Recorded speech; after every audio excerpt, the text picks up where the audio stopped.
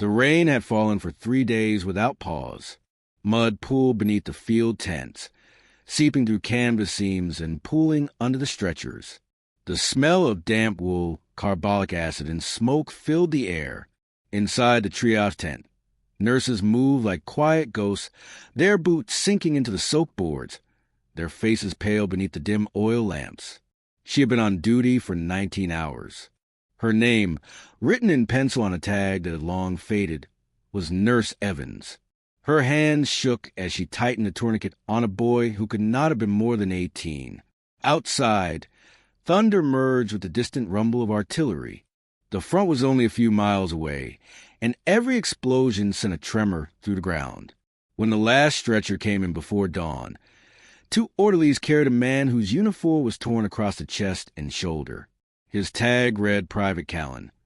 Though the ink had bled into the fabric, blood had soaked through the blanket, dark and heavy. They set him behind a hanging sheet, the only barrier separating the dying from the living. Nurse Evans checked his pulse. Faint, irregular. She cleaned the wound with trembling fingers, whispering to the orderly for morphine. The man's eyes fluttered open, searching the tent's shadowed roof. Still alive, then, he muttered. His voice was dry, but there was a trace of humor in it, the sort soldiers used when death was close enough to touch. She managed a faint smile. "You are, for now." He looked at the sheet hanging between the beds. "Strange place to die, behind curtain. Better than outside in the rain," she answered. For a long moment, neither spoke. The lamps hissed, the thunder rolled again, and somewhere in the distance someone called for a medic.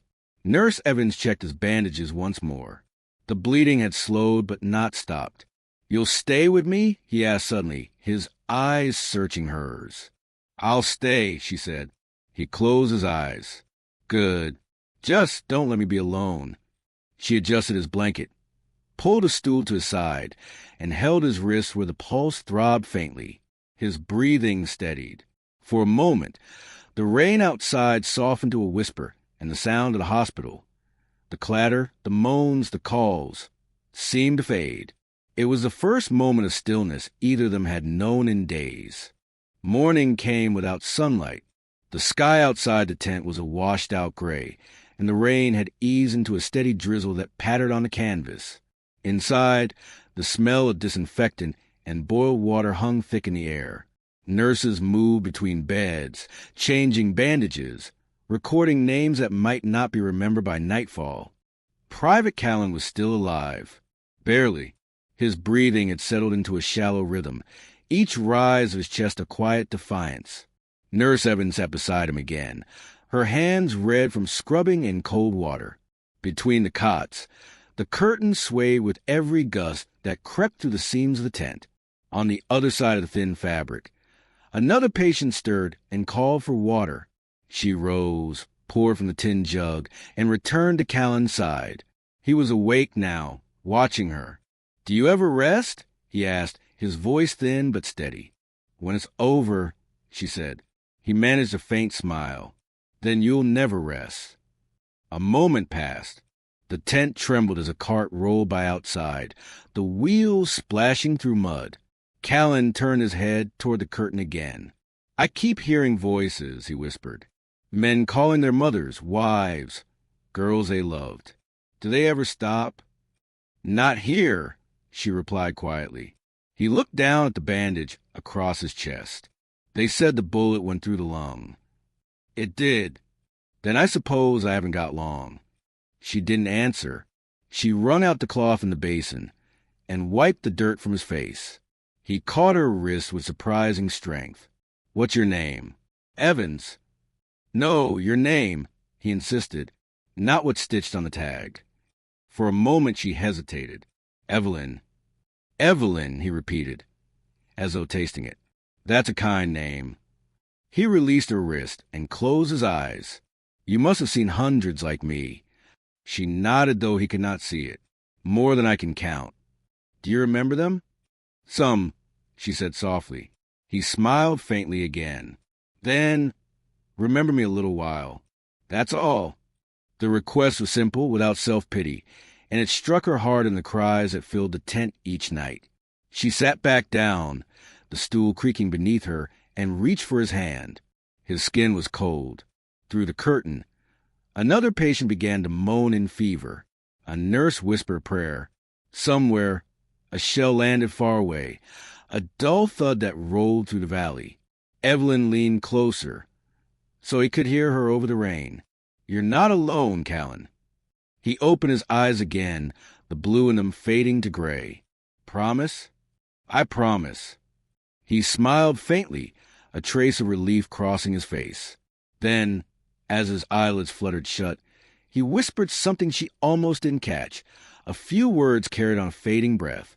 It was his last desire, but she couldn't yet make sense of it. Not then. By midday, the rain had stopped, leaving behind a thin mist that crept over the camp. The canvas walls of the tent steamed in the weak light. Inside, the air was thick with the smells of iodine, wet cloth, and exhaustion. Evelyn Evans stood at the basin, washing a stack of bloodied instruments. The water had turned the color of rust.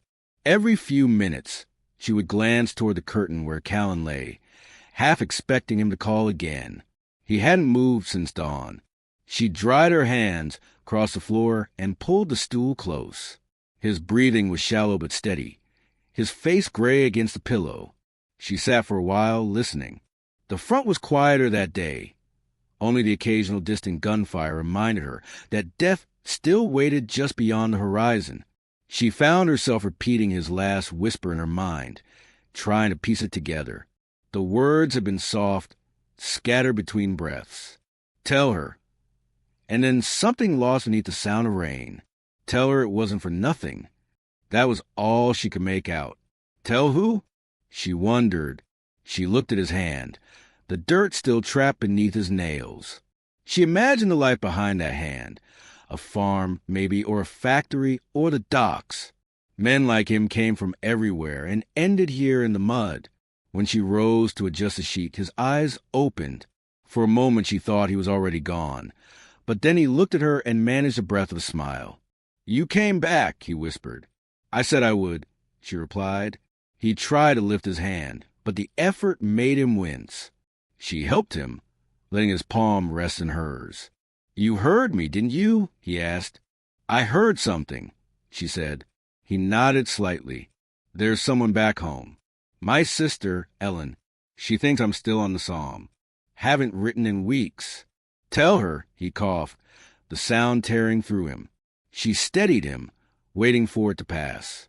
"Tell her it wasn't for nothing," he said again, "and that I wasn't afraid." Her throat tightened. She nodded. "I'll tell her." He gave a slow blink of gratitude, then closed his eyes again. The lamp flickered, casting long shadows across the tent wall. Evelyn stayed beside him until the other nurses returned. When the doctor finally came through on his rounds, he checked the chart and shook his head. He won't last the night. She watched the doctor move on to the next bed, his face drawn, his words flat from repetition. Evelyn sat back down, listening again to the steady rain outside and to the faint beat of the soldier's heart. That night, she wrote the words in her small notebook, the same one where she kept every name and every promise. Private Thomas Callan. Told her it wasn't for nothing. She underlined it once, then closed the book and pressed a palm over the cover. She didn't know then how heavy that promise would become. Dusk fell early. A wind rolled down from the hills, snapping at the tent ropes and shaking loose drops of water that pattered like soft applause on the canvas. Inside, the lamps hissed to life. Their light spilled in golden pools over the rows of cots, leaving the corners in shadow. Evelyn Evans moved quietly among the wounded. Her apron was stiff with dried blood. Her sleeves rolled to the elbows. Each bed held a story half finished, each man suspended between pain and silence. The doctor had ordered her to rest after supper, but she couldn't leave Callan. His pulse was a fragile rhythm she had come to measure time by. When the other nurses withdrew for the night rotation, she pulled a stool to his bedside and settled in. The air had cooled, and the scent of damp earth drifted through the seams of the tent. From somewhere far off came the dull percussion of guns, faint enough to sound like memory rather than war. Callan stirred. "Still here?" "I promised," she said. He tried to smile, but the effort failed. His breath rasped, slow and uneven. She dipped the cloth in water and laid it against his forehead. For a moment his eyes met hers, clear and searching. "You must be tired," he murmured. "We all are," she said softly. "But it's better than being afraid." He nodded, then turned his gaze toward the fluttering curtain. "What's on the other side?" "More beds. More like you." "Then don't let me trouble you," he whispered. "You don't?" He seemed to think about that for a while. "Evelyn, when you go home, after all this, will you remember us? The ones you couldn't save?" "I remember everyone," she said. "Sometimes I wish I didn't." He reached for her hand again. His fingers were cool and dry, the grip weak but deliberate. She didn't pull away. They sat like that for a long while, saying nothing. The tent breathed around them, canvas shifting, wind sighing to the seams, the low chorus of wounded men dreaming aloud. At midnight, she lit a new lamp. The flame trembled, throwing light across Callan's face. He looked peaceful, almost boyish. She thought her brother, lost a year before at Ypres, and felt the old ache rise again, the one she'd buried under months of duty. Callan opened his eyes. "Tell her I wasn't afraid," he whispered again, as if repeating the words would make them true. Evelyn leaned close. "She'll know," she said. He smiled faintly. "Good. Then I can sleep." His eyes closed, his breathing shallow but steady. She kept her hand in his until dawn hinted through the seams of the tent. When at last the doctor came, she looked up and simply shook her head. The doctor placed 2 fingers at Callan's neck, then drew the sheet higher. Evelyn stood, her legs numb, her throat dry. She whispered a prayer too quiet for the others to hear. Outside, the guns had gone silent. The first birds had begun to sing. Dawn broke without ceremony. A thin light filtered through the seams of the tent, turning the air the color of smoke. The night shift was ending.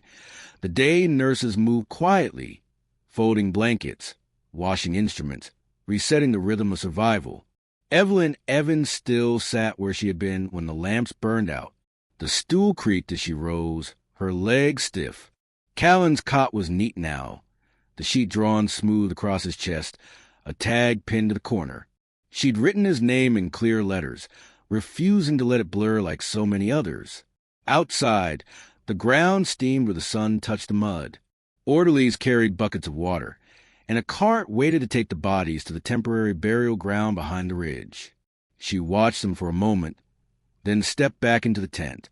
The doctor approached, rubbing sleep from his eyes. "You were here all night?" "Yes, sir." He nodded, not unkindly. "Go get breakfast. There'll be more coming in before noon." She turned to obey, then paused. "I promised him I'd write his family. Could I?" He waved a hand. "If you can find an address. Just keep it brief. Headquarters once the post cleared."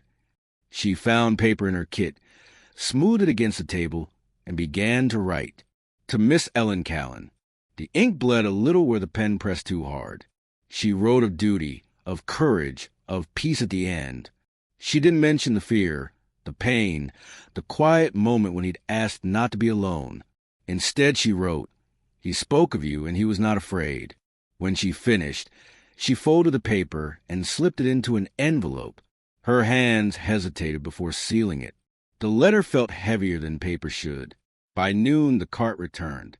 The men lifted the stretchers carefully, their faces blank with routine. Evelyn followed to the edge of the field, her boots sinking into the wet ground. The burial detail worked in silence, each wooden cross marked with a number. She stood a little apart, clutching the envelope in her pocket. A chaplain murmured a prayer. The wind carried the words away. When it was done, she turned back toward the camp. The tent shimmered in the weak sunlight, a patchwork of gray and brown against the churned earth. Life in the hospital resumed as though nothing had changed. She scrubbed, stitched, wrote, and moved on to the next name, the next face. But that night, as the lamps hissed and the rain returned, she took out her notebook again. Beneath Callan's entry, she added a line, "Promise kept." Then she closed the book and sat listening to the rain. Somewhere beyond the hills, guns fired again. The war had not finished with them yet. The war had a way of swallowing things, names, faces, even the sound of voices. Weeks passed before Evelyn's letter made its way through the labyrinth of mailrooms and checkpoints. When it finally left France, it carried with it the faint scent of antiseptic and damp canvas and the ghost of the hand that had written it. In the ward, the rhythm of days continued unchanged. Evelyn worked the beds, changed dressings, wiped fevered brows. The names blurred together, but the memory of one stayed. Private Thomas Callan. She remembered the way of his hand, the way he had said her name, like it was something worth remembering. On the morning her letter reached England, she was back at the basin, rinsing a sheet streaked with dry blood. Outside, snow had begun to fall, soft flakes melting into the muddy ground. Winter had arrived again. In a small village in Devon, Ellen Callan stood at her front door as the postman handed her the letter. She recognized the official seal, and her hands trembled. Inside, she sat by the window and read in silence. The words were neat, measured, written in a hand that was both steady and kind. "Your brother spoke of you in his final hours. He faced his fate with courage, and he was not afraid. He asked me to tell you that it was not for nothing." Ellen read the line twice, then pressed the letter to her chest. Through the window, the fields lay quiet beneath a thin veil of frost. She whispered a thank you to a woman she would never meet. Back in France, Evelyn didn't know her letter had arrived, but she imagined it would, because that was what she needed to believe.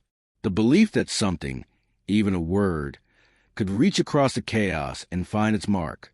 That night, as she made her rounds, a young soldier stopped her. "Ma'am, is it true you write home for them?" "The ones who can't." She nodded. "When I can." He smiled faintly. "Then maybe when it's my turn you'll do the same?" Evelyn didn't answer right away. She looked at him. The mud still caked on his boots, the youth still lingering in his face despite the uniform. "I'll remember," she said at last. He nodded, satisfied, and closed his eyes. After her shift, she sat at the edge of her cot, opened her notebook, and read over the entries. The names, the dates, the promises. Beside Callan's, she added one more line. "Letter sent. Sister informed." Then below that, he was not afraid. The tent was quiet except for the sound of distant thunder that wasn't thunder at all. Evelyn closed her eyes, and for the first time in months, she allowed herself to cry, quietly, without motion, without shame. Outside, snow continued to fall, each flake erasing a little more of the mud, a little more of the war. By early spring, the thaw came. The mud turned to rivers, the air heavy with the smell of smoke and wet iron. The field hospital moved forward again, closer to the lines, closer to where the wounded would soon pour in. Evelyn Evans packed her kit with quiet precision. Gauze, morphine, scissors, notebook. The same tools that built and unbuilt men. The convoy rolled out before dawn. Wagons creaked, horses snorted, boots splashed through water that gleamed like oil. As the camp behind them faded into mist, Evelyn looked back once, toward the makeshift cemetery where the wooden crosses leaned like tired soldiers. Somewhere beneath one of them, a tag read T. Callan. She touched her coat pocket, where a folded scrap of his letter remained, the copy she'd made before sending it home.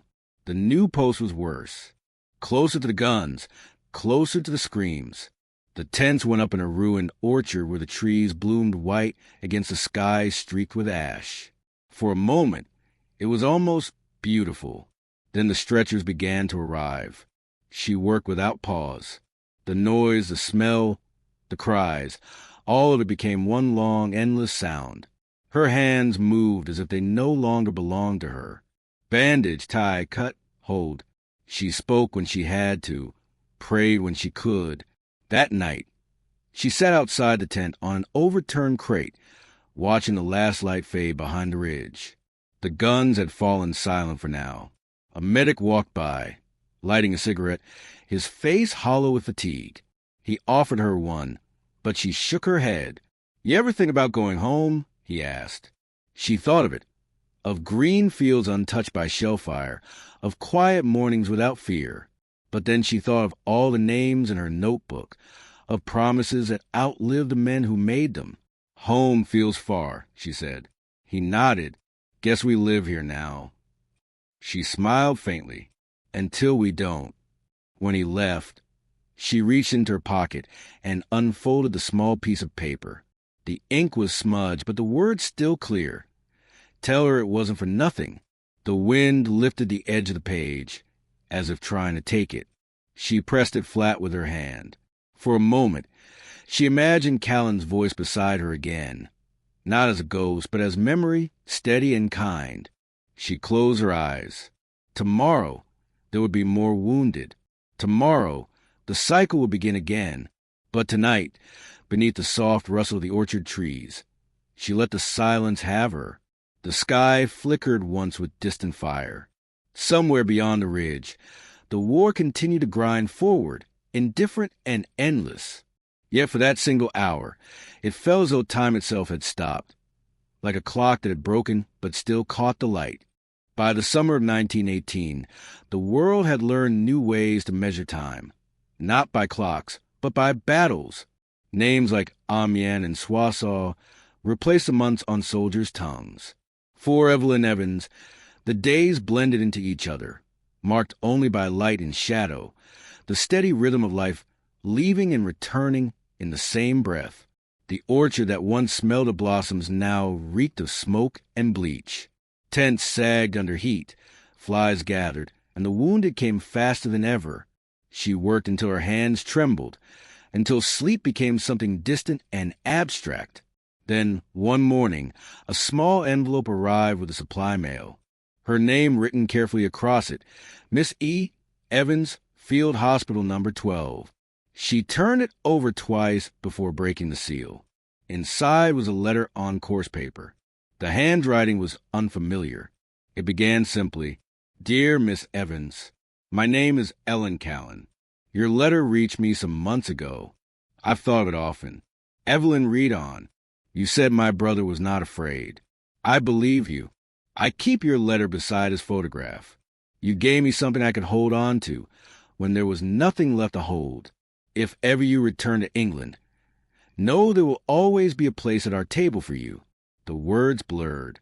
She blinked hard and folded the letter carefully, slipping it into her notebook beside his name. She pressed her hand over it, the same gesture she'd made that first night after his death, and let out a slow, shaking breath. Outside, the guns began again. The world resumed its terrible rhythm. Evelyn tied her apron and stepped back into the tent.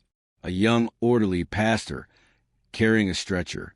"New arrivals," he muttered, "from the ridge." She nodded and moved to meet them. Among the groans and the smell of blood, she found a soldier clutching a small pocket watch. Cracked, its hands frozen at 3:30. He tried to speak, but only managed to whisper. She leaned closer. "Save your strength." He shook his head faintly. "Tell her." The rest dissolved into air. Evelyn's throat tightened.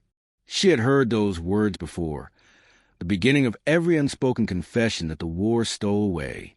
She took his hand, and as the doctor hurried over, she whispered the only promise she knew how to give. "I'll tell her."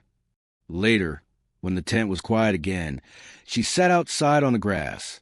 The air was warm, the sky a deep bruised blue. Somewhere far off, the guns rumbled, but the orchard was still. She took out her notebook, turned to the last page, and wrote another promise, another name. Then she closed it and looked toward the west, where the sun dipped behind the ruined trees. For a long while, she simply sat, not as a nurse, not as a witness, but as a human being who had loved the world enough to stay and keep its stories alive. When she rose, The letter from Ellen Callan fluttered from her lap. The wind caught it and carried it a few feet before it settled on the grass, sunlight catching the ink. Evelyn let it go. Some things, she thought, were meant to drift, carried onward by faith alone.